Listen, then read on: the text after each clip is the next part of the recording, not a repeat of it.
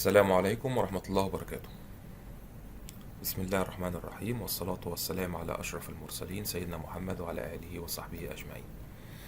كل عام وأنتم بخير. لازلنا في شهر رمضان، الشهر الكريم. أعاد الله علينا وعليكم كده بالخير إن شاء الله. في بعض الشباب بيقول عايزين نعمل حلقات إن لما نغير حاجة في السيارة هنعمل إيه في ال HP Tuners. وفي صوت تاني بينادي ان احنا نعمل حلقات عن اكتشاف الاعطال واصلاحها. فاحنا عشان نراضي الطرفين هنعمل حلقة كده ان شاء الله وحلقة كده. الحلقة دي هتبقى من ضمن اكتشاف الاعطال واصلاحها. فعندك السيارة دي اللي احنا هنشتغل عليها النهاردة ان شاء الله، تريل بليزر 2006. لان الحلقة دي الشغل بتاعها ده منصب على جنرال موتورز 2004 ل 2006، اللي هو الكمبيوتر اي 40 واي 38. ايه اللي حاصل؟ حاصل ان مع الكمبيوتر ده بالمواصفات بتاعت السيارة دي، وانت ركبت ايه كام شافت اللي هو الحجم الكبير. هنا بتحصل بقى ايه المشكلة اللي بتدور عليها الحلقة دي. ايه اللي بيحصل؟ اللي بيحصل ان انت في الايدل بيقوم مديك على طول تشيك انجن. ف تشيك انجن معناته ان انت لازم تروح. انا بديك دلوقتي ملخص الحلقة كلها في الصورة دي، وبعد كده هناخدها واحدة واحدة. لما بتظهر ما عندك التشيك انجن، المفروض ان انت عايز تعرف ايه السبب. فبتروح للسكانر وبتشوف اللي هو diagnostic عشان تشوف ايه الكود اللي هيظهر عندي، وبناء عليه هعرف ايه العيب. فانت رحت هنا وطلع لك الكود اللي هو بي 0300، اللي هو ايه؟ اللي هو ميس فاير. طيب، من ضمن اهداف الحلقة ان عشان توفر فلوس، لان العادة تروح للميكانيكي، او انت مثلا لو انت خبرتك في ال HP Tuners بس مش ميكانيكي، فهتروح للميكانيكي تقول له انا عندي ميس فاير. اول حاجة بقى خش عندك بقى يعني هيحصل فيه تشيك على البلاجات والبخاخات والوايرات والكويلز. وممكن توصل لمرحلة ان انت مثلا اقول لك لا اصل دي تعبانة، اصل دي نص نص، اصل طب غير، طب اعمل. هتخش في تكلفة عالية جدا، في حين ان انت عندك الميس فاير ده كاذب. هو مش ميس فاير حقيقي، ولكن هي مرحلة ان طالما عندك طلع التشيك انجن في التابلو، ولما عملت الدياجنوستيك ظهر عندك الكود ده، والكود ده اللي هو ميس فاير.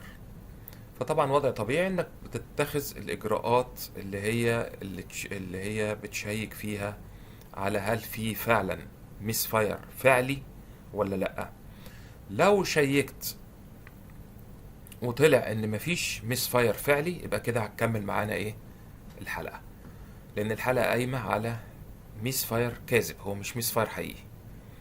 ايه اللي بيحصل؟ اللي بيحصل ان موديل السيارات دي مع بيك كام شافت، واحيانا لو الكونفرتر سرعته برضو مش عالية، برضو هيديك نفس الكود ده.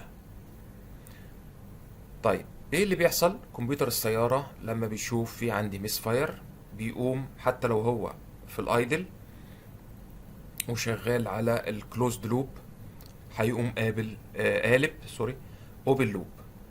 اي مشكلة بتقابل الكمبيوتر بيقوم على طول قالب على الاوبن لوب.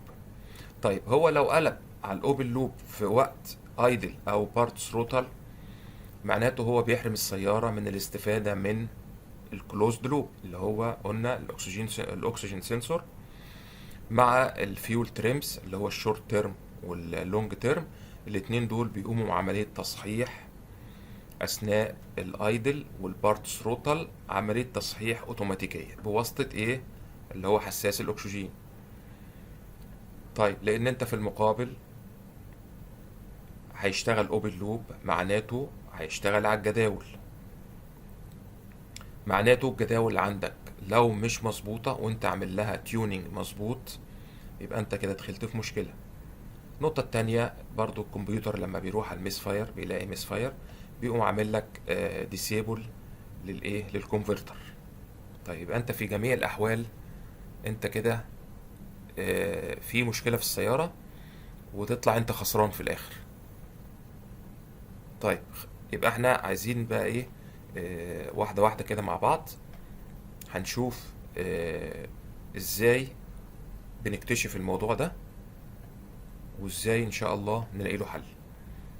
فخليك معايا.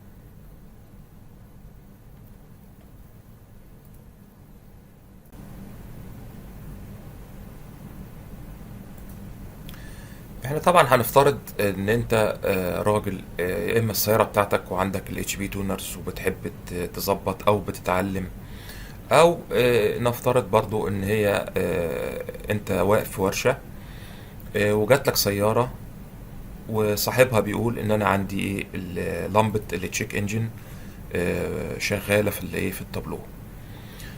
طيب فانت اول حاجة هتسألها له ان هل انت غيرت حاجة في الفترة اللي فاتت مثلا؟ يعني هل في حاجة جدت خلت التشيك انجن لايت يشب في التابلو او في الداشبورد؟ ادي اول سؤال. عرفنا ان الميس فاير طلع، سوري، التشيك انجن اللمبه بتاعته ايه، نورت في الايه، في الداشبورد او في التابلو. طيب احنا زي ما قلنا لما بتطلع بحب اروح على السكانر واشوف التشيك انجن دي هو زعلان من ايه، كمبيوتر زعلان منور لي اللمبه دي، يبقى في حاجه مزعلاه. خلينا نروح على السكانر ونشوف ايه اللي مزعل الكمبيوتر. زي ما قلنا هنوصل طبعا اللابتوب مع الكمبيوتر مع السيارة، ونشغل السكانر ونشوف طبعا مع هنا السويتش اون. هنا في ادينا هنا كده في السكانر، هنعمل طبعا اول شيء فيكل كونكت، كده بيشبك هو مع اللابتوب، بيشبك مع كمبيوتر السيارة. خلاص كده دخل عليها، وهندق على اللي هو ايه الانجن دايجنوستيك، ونقول له ريد عشان نشوف ايه الكود اللي هيظهر عندي. فهيبين عندي هنا اهو ان هو البي 0 300 اللي هو الراندوم ميس فاير ديتكتد. طيب لغايه كده احنا ايه، عرفنا ان عندنا ميس فاير. النقطه اللي بعدها الشغل ميكانيكا. هنبدا نشيك بدون ما نغير اي شيء، هنبدا بس نشيك. طبعا شغل ميكانيكيه، الناس دي ميكانيكي فاهم شغله كويس، هيبدل بقى بلاج مع بلاج، يبدل كويل مع كويل، وممكن البخاخات. المهم يعني انت خدها قاعدة، ما تبدأش تغير في حاجة دلوقتي، بس شيك عشان نتأكد ان الميس فاير ده مش حقيقي. طيب الميس فاير بقى اللي حصل معانا ايه؟ احنا قلنا هتبتدي كدكتور تسأل صاحب السيارة هل الميس فاير ده عندك بقاله فترة ولا جديد؟ هيقول لك مثلا لا ده جديد. طيب هل انت غيرت حاجة في السيارة خلت الميس فاير يظهر عندك؟ هيقول لك اه انا قريب مثلا كنت مغير ايه، الكام شافت، حجم ايه، الحجم الكبير. يبقى احنا كده ايه، حطينا ايدينا، عرفنا كسبب ممكن يكون من ايه، الكام شافت. بس هو قبل ما تسأل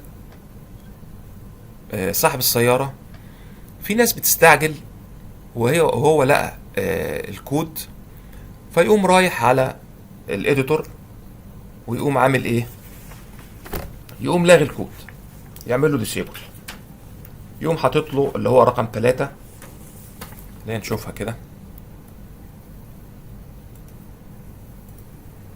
يجي هنا، يجي هنا وتيجي تدور على بي 0300 اهو، راندوم ميس فاير.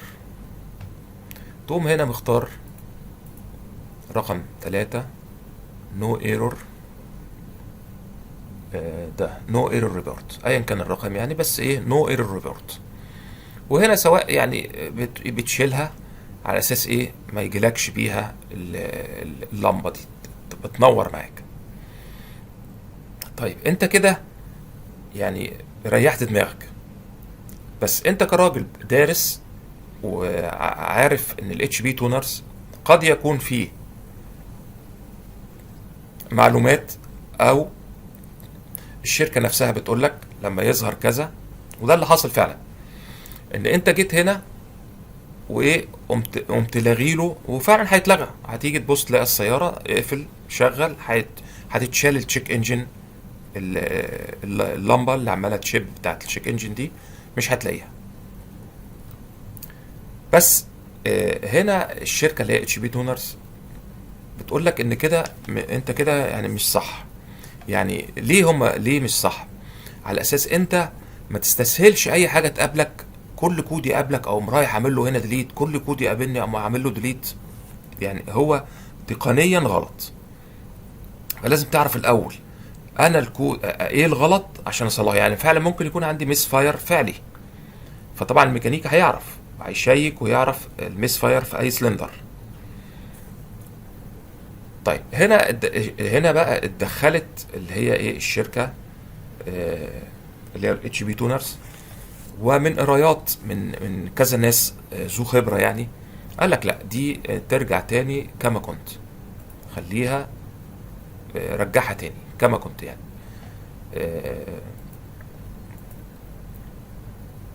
اون فيرست ايرور مثلا رجعها زي ما كانت. طب ايه الحل بقى؟ الحل ان الاتش بي تونرز عملوا فيديو، خلينا نشوف الفيديو ده عشان نستفيد منه. خليك معايا. زي ما قلت لك من شوية ان انت طالما عايز تعرف، بنتكلم على الاوبن لوب وبنتكلم على الكلوزد لوب. فزي ما احنا قلنا الكمبيوتر فيه تشيك انجن، عرفنا الكود فيه ميس فاير، الكمبيوتر هيقلب ايه اوبن لوب.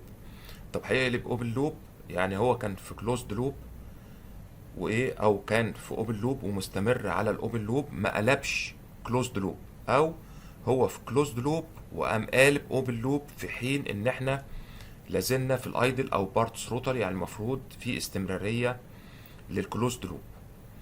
طيب يبقى احنا طالما بنحكي في الاوبن لوب وفي كلوزد لوب، يبقى لازم عندك هنا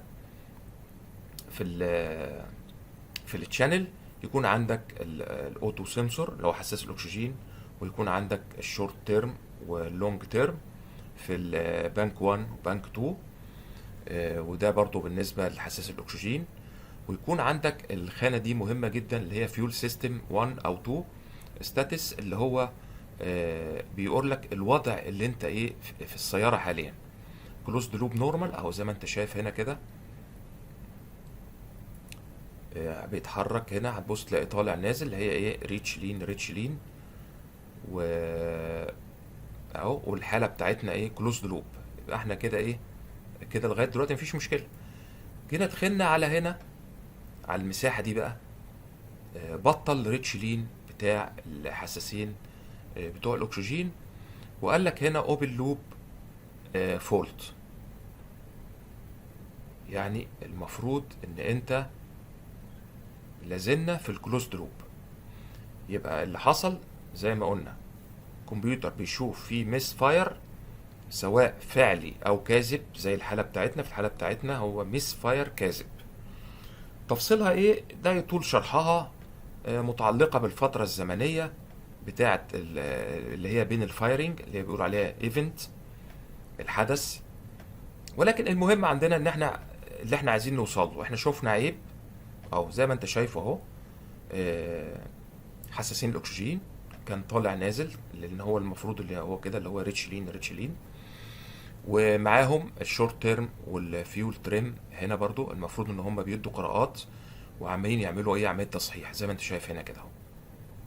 دي عمليه تصحيح. هنا بصيت لقيت الحساسين الاكسجين بطلوا يتحركوا الحركه اللي احنا متوقعينها منهم، وعندك الشورت تيرم واللونج تيرم قام مديلك لك ايه، خطوط ثابته، يعني مفيش. طيب يبقى انت كده حرمت السياره اتحرمت من ايه، انها في الوقت اللي هو في الايدل او في البارت ثروتل ان هي تبقى شغاله كلوزد لوب، لان قلنا دي عمليه تصحيح اوتوماتيك بتتم في داخل السياره وبلا تكلفه. لان انت عشان طالما دخلت في الاوبن لوب يبقى لازم الجداول بتاعتك تبقى ايه، مظبوطه 100%.